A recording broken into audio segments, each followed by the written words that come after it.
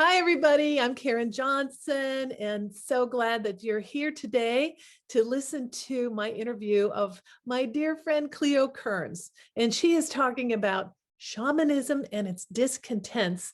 And if it sounds very intellectual and smart, it's because Cleo is very intellectual and smart, smarter than me for sure. And I love to listen to her and all her wisdom and all her knowledge. So I think you're all going to really, really love hearing from her about this subject. So Cleo, yeah, tell us a little bit about you. Hello. Well, I'm also delighted to be here with my dear friend Karen. Delighted to see her in her element and be part of her world and her work, which is so fantastic and has been of such benefit to so many people and been such a joy for me to watch her unfold this work over time. So what an honor to be here. That was a great introduction. I blush to think about it, but I can say a little bit more about myself just before we start. I have been studying comparative religion and continental philosophy for most of my academic career.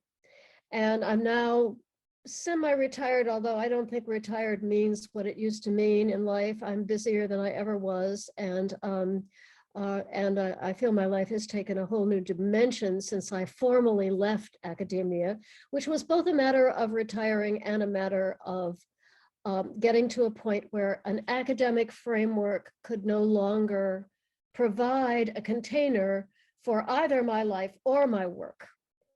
So I'm just giving you that piece because this work that I'm doing on shamanism is very informed by my academic career. It's very informed by, I became finally kind of crossed disciplines a little bit from my earlier comparative religion interests into anthropology.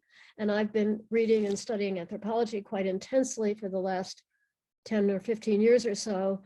And there are other shifts in my thinking that were very important to this work that I'm going to be talking about today. But the basic energy of what I'm going to say today is informed by my actual shamanic practice, such as it is. I hasten to say I am a very recent initiate, and I have only a tiny, tiny fraction of the treasure that this is, but it has changed both my life and my way of seeing.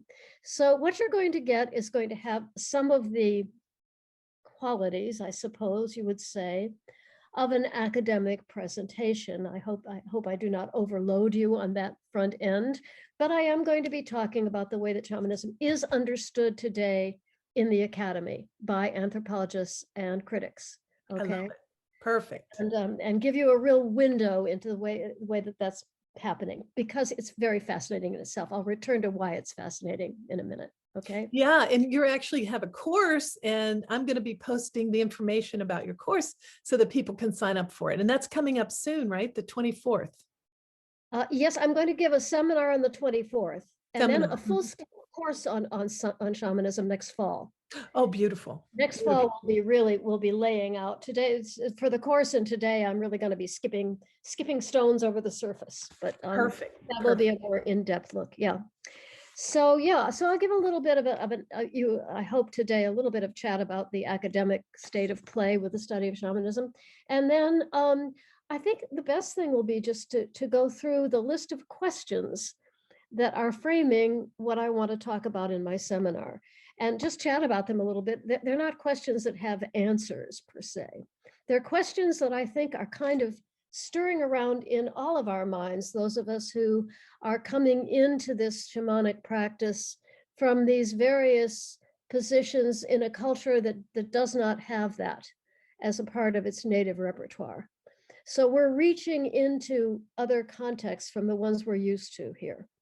And that is exciting and wonderful, and it gives us a way of approaching this material that is very very profound, because it makes us able to be a bridge between our culture and this other kind of culture. That's wonderful. It's also a very difficult and challenging task to keep these two worlds in play. So that's the general framework of my work. If anyone wants to know more, I am more than happy to talk with you, and maybe Karen will share my email with you at some point. Yeah, for sure. Yeah. I'm happy to correspond, and I'm happy also to keep you abreast of the various talks I'll be giving on this stuff. So, well, shamanism.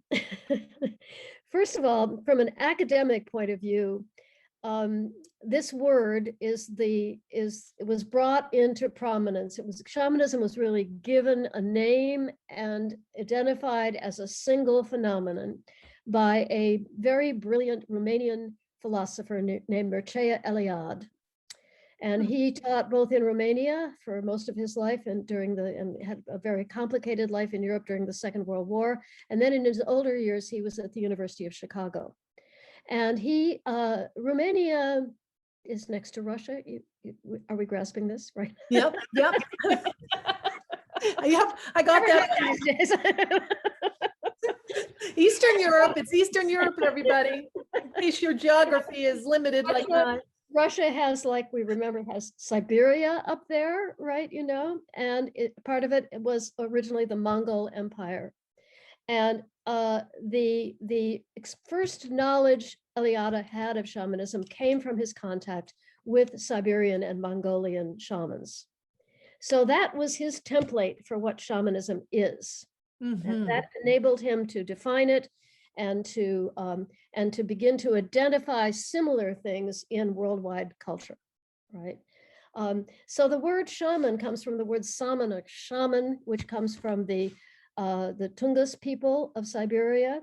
That is their name for this role that they had of a healer and well, I'll say more about what a shaman was, what it meant to them in a minute. So that's kind of the background of the word. What that means is that this is a word that is not arise from the native context in which shamanism is practiced.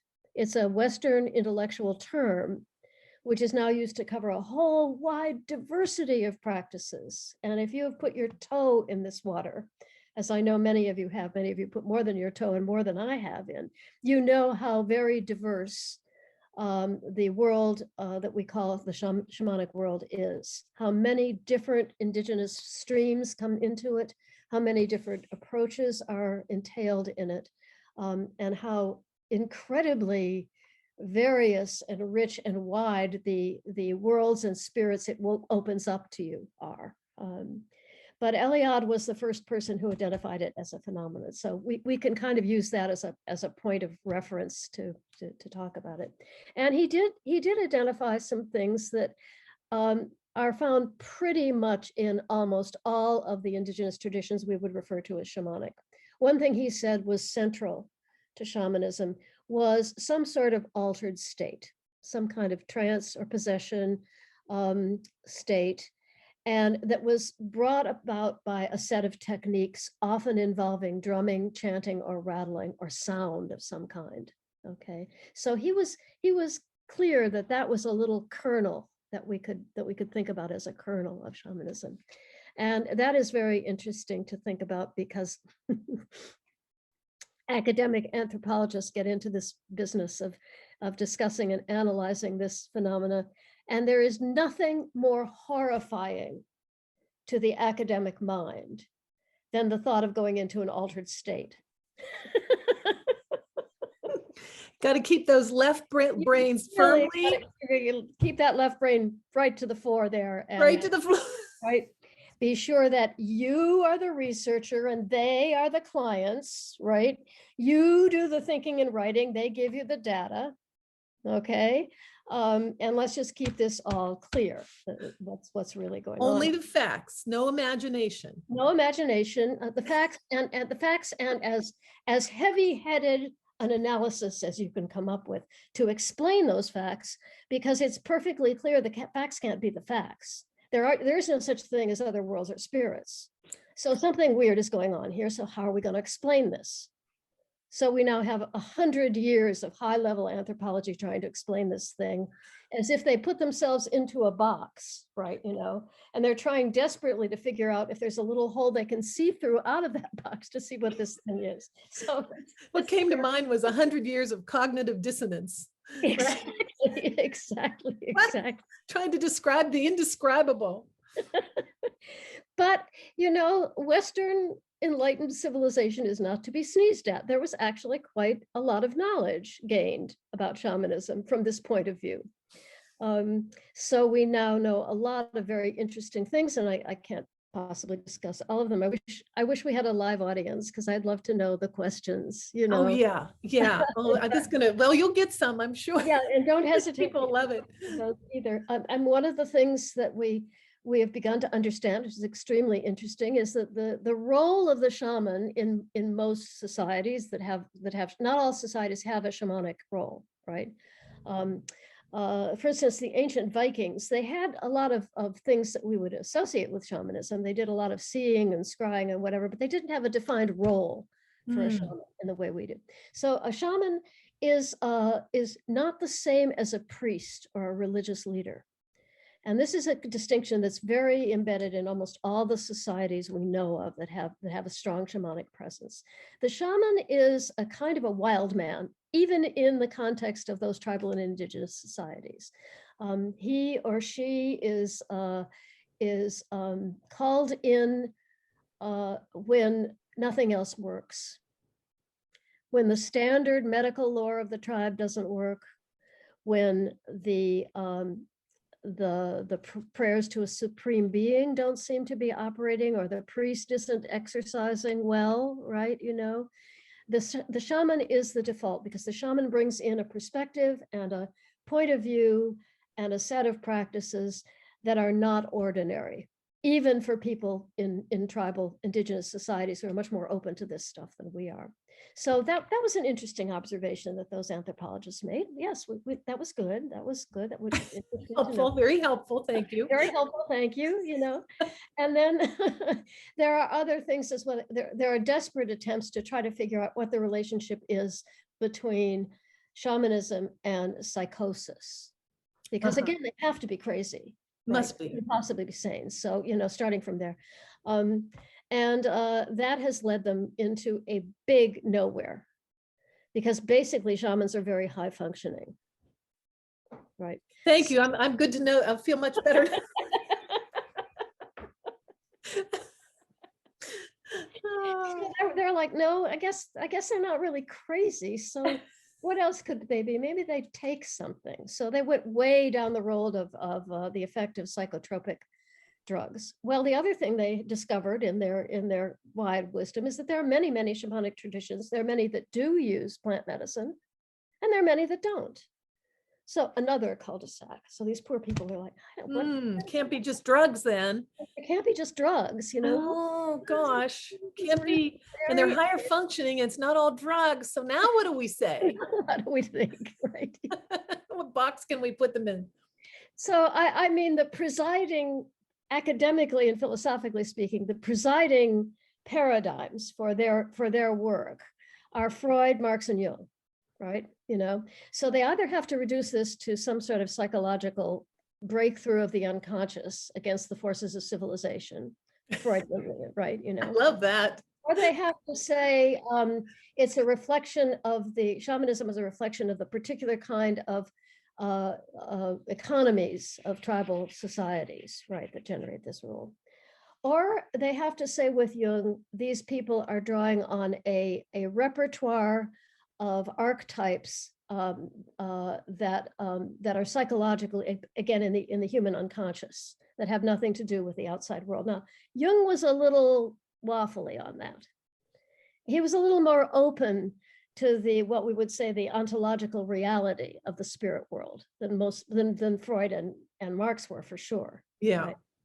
But he did have a fatal flaw, which almost all of these anthropologists do, which is he was still trying to reduce everything that he saw in this domain basically to the terms of Western categories, Western archetypes and Western categories, right?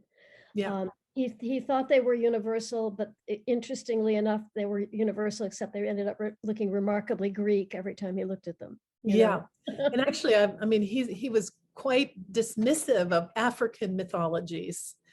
And yeah. And there's someone actually wrote a book called The Hero with an African Face, because to incorporate these myths and things that he was so dismissive of. So he wasn't very exactly, what do you say, racist, certainly white Anglo-Saxon mythology. Certainly had that white colonial mentality. Yeah, white colonial, yeah. It was certainly there, yeah. Well, that's very interesting. One of the things I want to talk about when I start talking about recent developments in global shamanism, the kind that you and I do, right, and practice, Yeah. is how still it is haunted by those racial tropes. Because people get I've experienced this directly, people get very, very antsy if you start talking about anything you're doing that seems African or voodoo. Yeah. The Andean people, well, they're not exactly white, but they're whiter. Yeah. You know what I mean? I mean, it's very annoying. I don't mean to make fun of it. It's terrible. It's terrible. Yeah, it is annoying. It is Yeah. very annoying.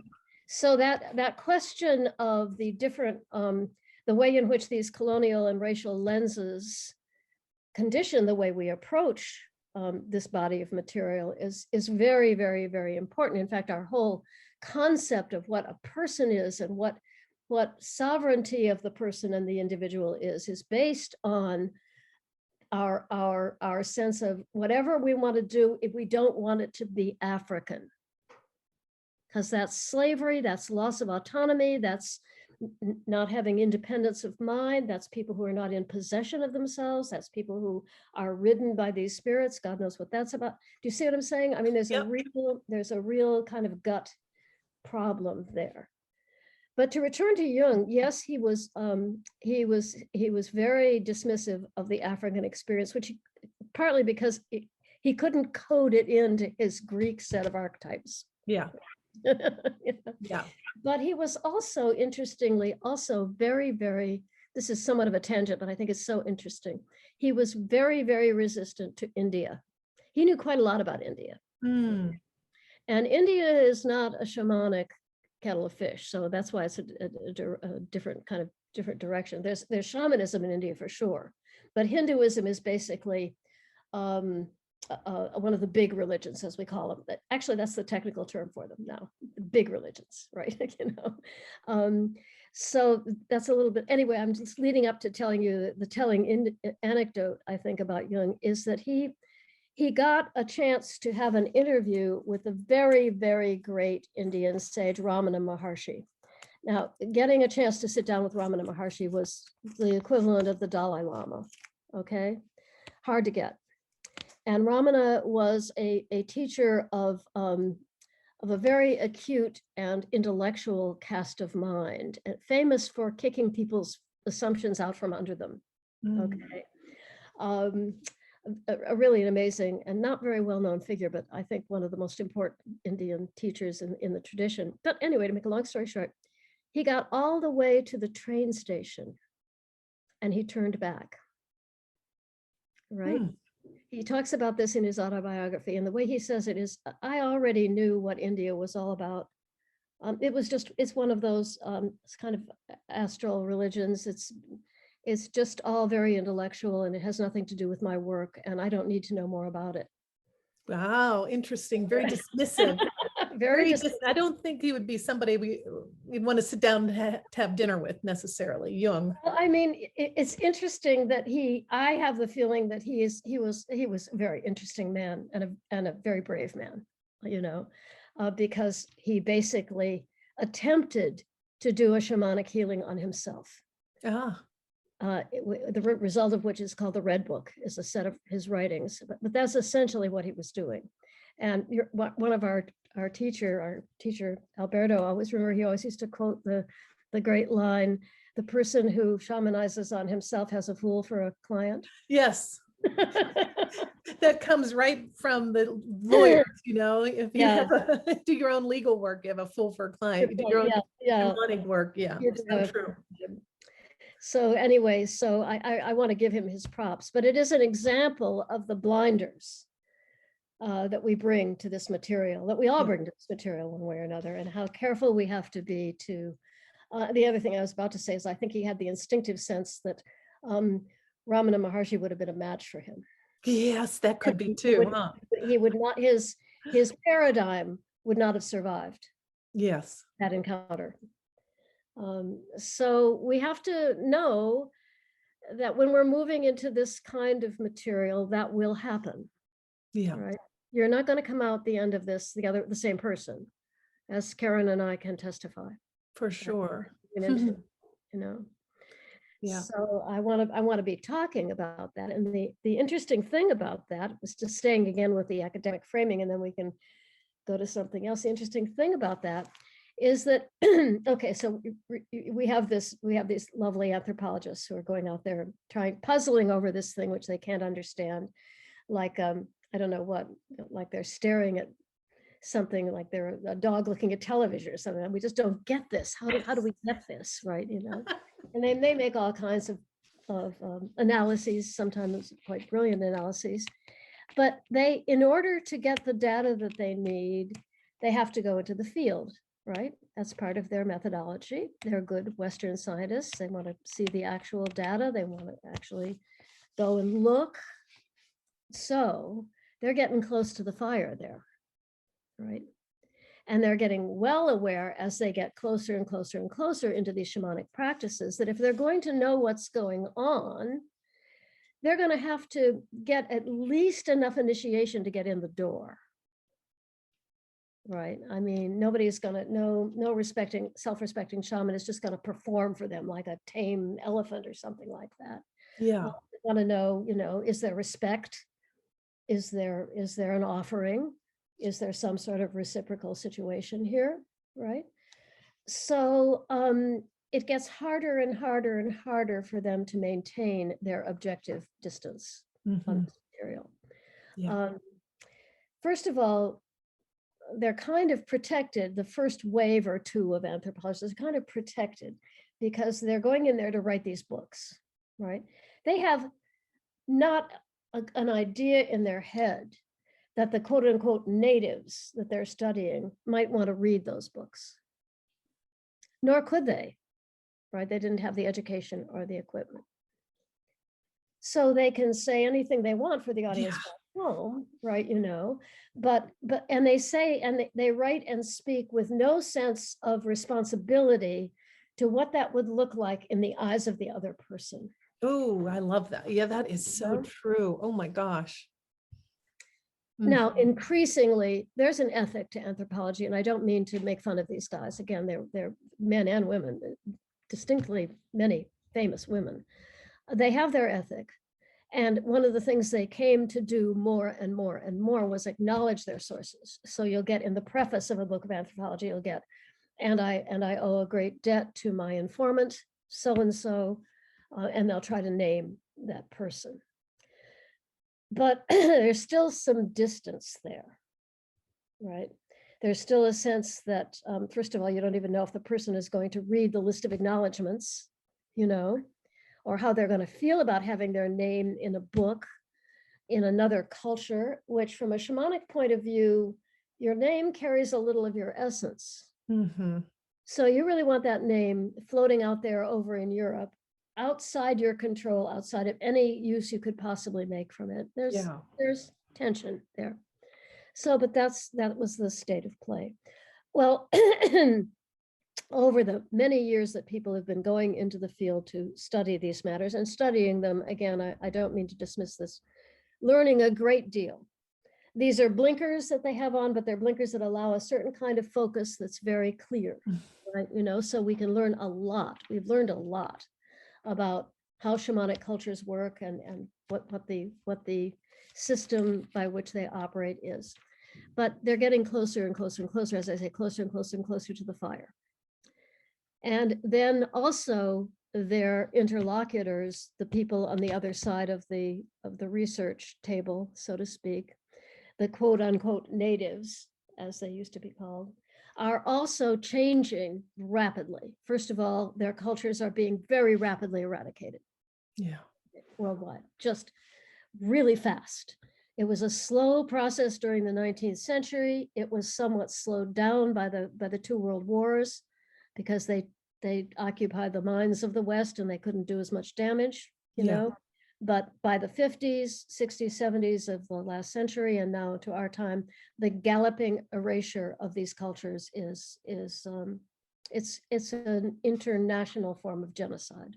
Okay, Yes. so that's a big change. And therefore, the so-called native people who can't even read or write in the language of the academic anthropologist, even if they speak English, are waking up fast, right? And they are beginning to look back at the people looking at them, right? And beginning to develop a new sense of their own tradition in the light of these changes, and some new demands on the anthropologists who come to study with them.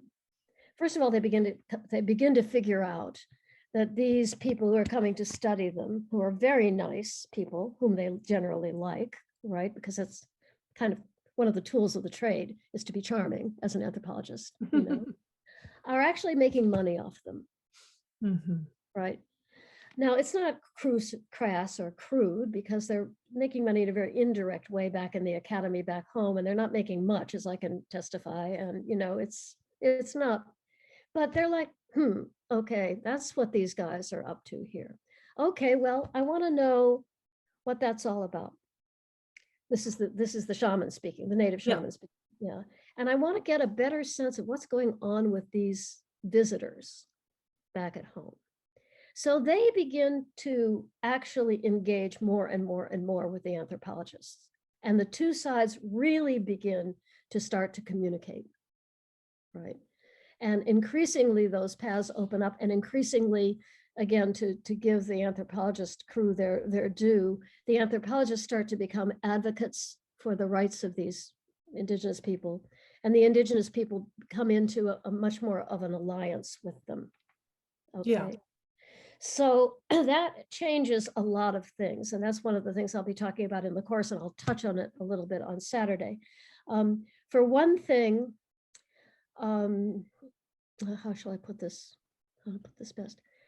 I'll be less abstract in a minute, because I'm a great example of this. But for one thing, the anthropologists begin to understand that if they really want to be in reciprocity, in what we in our tradition would call Aini, with the people they're interviewing and studying, they had really better participate a little more wholeheartedly in what's going on. So they begin to allow themselves to open up to the practices. And the practices actually change them. So the schools of anthropology that study shamanism now have undergone something that is called in the train the ontological turn. Big term, okay? That is, they are increasingly trying to drop their Western intellectual baggage, including their Western view about the reality of these spirits, and at least enter into the possibility of an entirely different way of seeing the world, a way in which their Freudian, Marxist, Jungian categories don't operate. Right. And their categories of subject and object, and their categories of what is science and what is empirical verification, all of that comes into question. And there is born a really brilliant school of anthropology, which we have now, which is just so exciting to read. And I'll give you two examples of books that have come out of this. One is, there's a Brazilian anthropologist, Eduardo Viveiros de Castro, who immersed himself in the Amerindian people of the Amazon, some of the Andes, but mostly of the Amazon. And he wrote a book which gets my nomination for the best title in academia of the last whatever. He wrote a book called Cannibal Metaphysics. Oh, wow. That's pretty sexy. Everybody want to read that. Very right? sexy. He writes in French. It's a very sexy, very French title. And what he's getting at there is he's really teasing us about our stereotypes, right? Because we think of the cannibal as the absolute other. I mean, just the totally primitive, ghastly, god vomit thing, right? You know, and we think of metaphysics as what we do. We do that really well, the metaphysics, you know, the whole philosophy, the whole critical philosophy, the theology, the understanding the cosmology of all that. That's our gig, right? You know, so he's actually playing on bringing these two terms together to kind of tease you. I love that. But he learned what he learned by assuming that there was just as much depth of thought on the native side as there was on the Western side, and that he'd better try to figure out what that thought was. Wow, I love it. Particularly the thought about what is the nature of animals, right? And what is the definition of human? And he wrote the whole of Cannibal Metaphysics is about that change in perspective when he realized that these were people who embraced animal culture as not in any way off the spectrum of our own, right? Who saw animals as entities with families, entities with values, entities with intention, entities with agency, with whom you live in this universe that we live in, and you have to negotiate. Yeah. Right? And wow.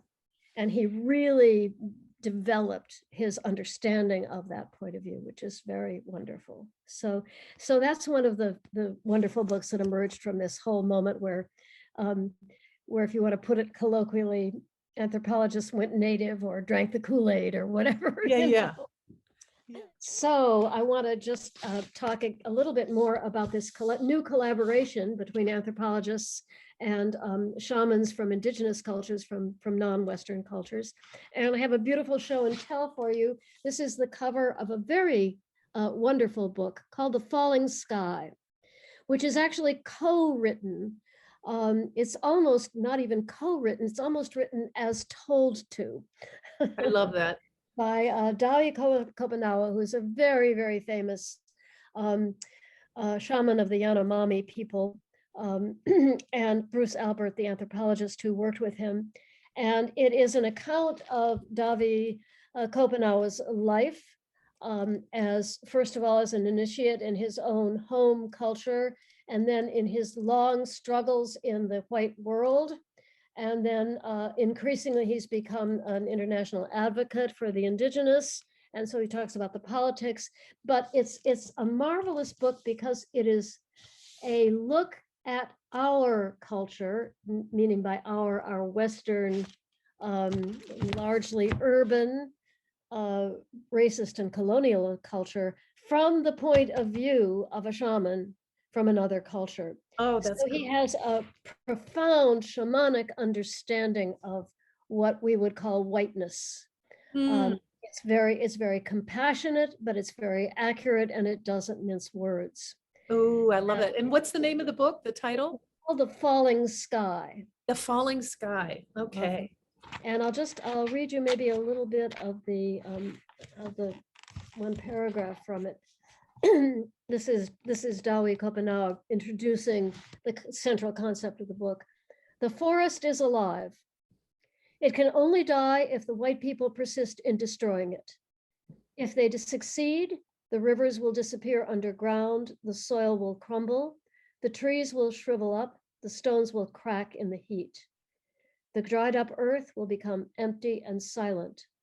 The Zapiri spirits, who come down from the mountains to play on their mirrors in the forest, will escape far away. The shaman fathers will no longer be able to call them and make them dance to protect us. They will be powerless to repel the epidemic fumes which devour us. They will no longer be able to hold back the evil beings who turn the forest to chaos. We will die one after another, the white people as well as us. All the shamans will finally perish. And when none of them survive to hold it up, the sky will fall. Wow, the sky will fall. Oh, wow. So The Falling Sky is the title. And that's a possibility. I don't like to say that's a possibility. And one of the things that Dav Kopanawa talks about is why it is not the only possibility. Yes, I love that. So, but I think it's important that at this moment where suddenly anthropologists have gotten over themselves and are willing to sit at the feet of some of these amazing teachers who actually grasp the current world situation with less denial and more vision than they do. Yes. Why it's such an important moment right now. And saw it coming too. You know, they coming long before we did. and saw it coming, don't mince their words about it, are capable of stating it, because we know that this is a statement of what science is telling us is imminent unless we act quickly, right? Yeah. So there's a clear-sightedness there. And because they have brought to it a different set of wisdoms, there's a different framing and there's a different way to deal with it than we do. It brings to mind that old thing about if someone is uneducated, right? Oh, they're uneducated, i.e. they don't have a degree, so therefore what they say is meaningless and worthless, and they're just, whatever. Yep. And it's, not recognizing other sorts of wisdom. Exactly. Other sorts of wisdom. And so I love this. And this is a great place to kind of segue into cultural appropriation, I think. Yeah. Such a big topic and such a big concern about it. Actually, I don't know if you guys know the great teacher Daniel Foor. Are you familiar with Daniel's work?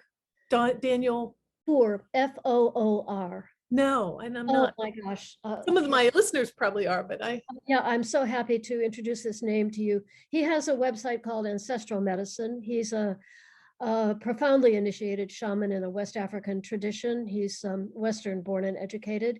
And his particular calling or vocation is to help us do ancestral recall work, at which he's a past master.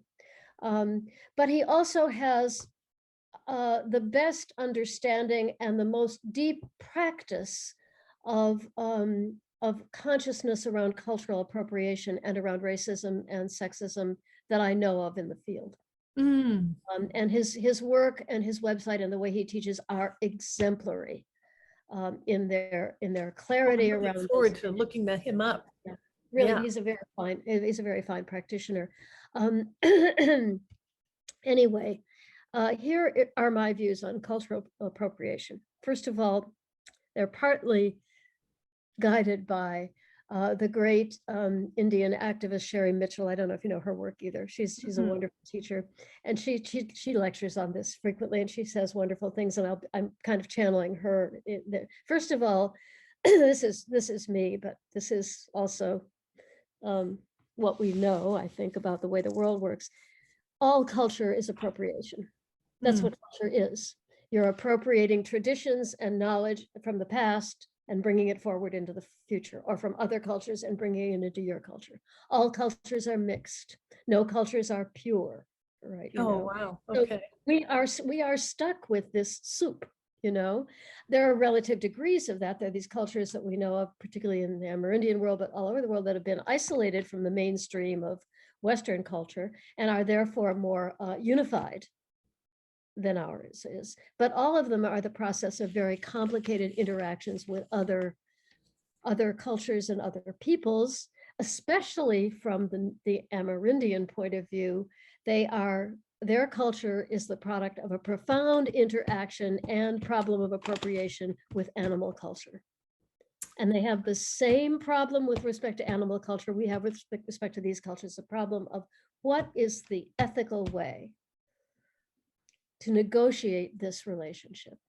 I think that's amazing. I've never heard that perspective. It's beautiful. So, you can tie yourselves into a knot about being pure about this, and you say, but you will come to a complete dead end if you say, I'm only going to practice the kind of shamanism that is in my bloodline.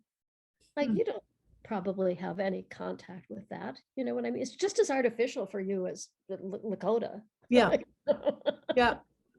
Yeah. And, or, what is in my bloodline? I took that DNA test and I thought, oh, Western Europe, Scandinavian. And it turned out my closest genetic ancestor is United Arab Emirates. Oh, wonderful. Because of all the trading and pirating. And whatever. Yeah. What kind of culture am I appropriating, This is what humans do, Now, there is that said, there's a huge problem because white Western capitalist culture has done it in spades. Yes. With no reciprocity. No reciprocity. No reciprocity. The key is reciprocity.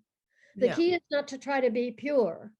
The key is to enter into interdependent relationships with people and to be clear And Sherry always says also, just to try to remember, if you're worried about this, that it's not rocket science. Your grandmother taught you these ways. You know, you don't go into somebody else's house and open the refrigerator and take out your meal without asking. You know, it's not rocket science, right? I love that. So true. We don't walk down on the res and say, hey, by the way, I'd like a Coke, and take it out of the machine and not pay for it. Right, right. I mean, you do that. When you put it that way, it seems so simple. It's so simple. It is so simple. So That simple. said, you have to be willing to hear the answer no. I mean, Yes.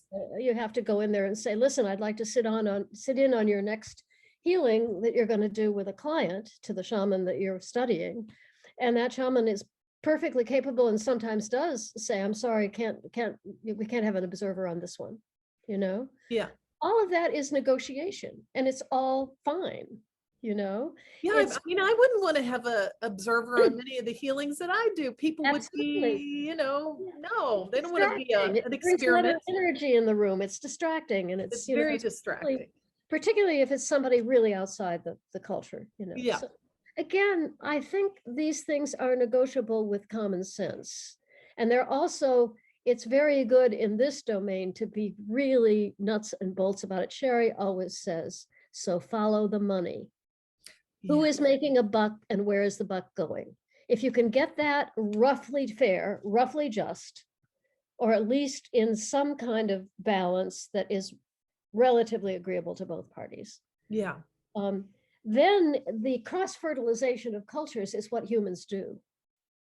It's what humans do. It's what we do at our best. Yeah. You know? Oh, I love that. Wow, that just puts it in a whole different perspective. Yeah, So, it takes a little of the heaviness out, doesn't it? it does. You don't feel quite so, yeah, it makes it's common sense. It's like what you learned in kindergarten, right? Like you say, you Exactly, learned from your grandma, and you just like, Exactly, you know? let's be fair here. Yeah, and in fact, a lot of times white colonial conquerors were not fair. We're not courteous. We're not, I mean, it was, I'm not trying to say that it's simple. Learning learning what is protocol, learning what is courtesy in another culture is part of that process. Yes. So at a certain point, the other thing is, if you are a member of a privileged culture, or you're in a privileged position vis-a-vis what you want to learn or be part of, right? You probably better, again, these things are very simple. Don't be the first person in the room to speak up. You know, this is something Black people are saying to their white allies all the time. Could you just wait for 3 people to speak in the room before you raise your hand and have your thoughts about this matter? You know, could you just possibly do that? Right? Oh, I love that. You know, it's simple. Oh, I love that. I love that. It's like, could you just listen? Could you just listen? Could you just listen attentively, right? Yeah. Respectfully. Would you, if you happen to be a white man and you have gone into a very interesting to you shamanic situation, which is women-led, and you really want to write about this because it's going to be hot back home, okay, right? Don't go in there and be the first person to raise your hand and ask a question, you know? Just sit there. Just sit there. Sit there until, and if you're in mixed company as well, sit there until 2 Black people and 3 women have spoken. Yeah. Whatever rule you want to make for yourself. Just wake up. Right? And I don't mean to dismiss the complicated question of cultural appropriation, but I do think we've made a big mouthful of this when it's actually quite simple. I love that. I love it. Oh my gosh. Oh gosh. Well, Cleo, this is just like a little teaser for your seminar coming up and your class. And so I'm so excited to pass this on to all my thank you so much for being willing to do that. Yeah. Oh yeah, I'm so excited about it. As soon as I saw it, I'm like, oh, I want to do that. And then I thought, there's like, I know 100 people that want to do that. So great. And please, everybody who hears this, come one, come all. I'm really very interested in having a 2-way or 3-way or 100-way conversation about this as well, in the way that this medium doesn't allow, and the seminar will allow that. I mean, yeah, depending on the number of people, but we try to keep it within bounds. So Yeah, we have chat box at least or something, you know.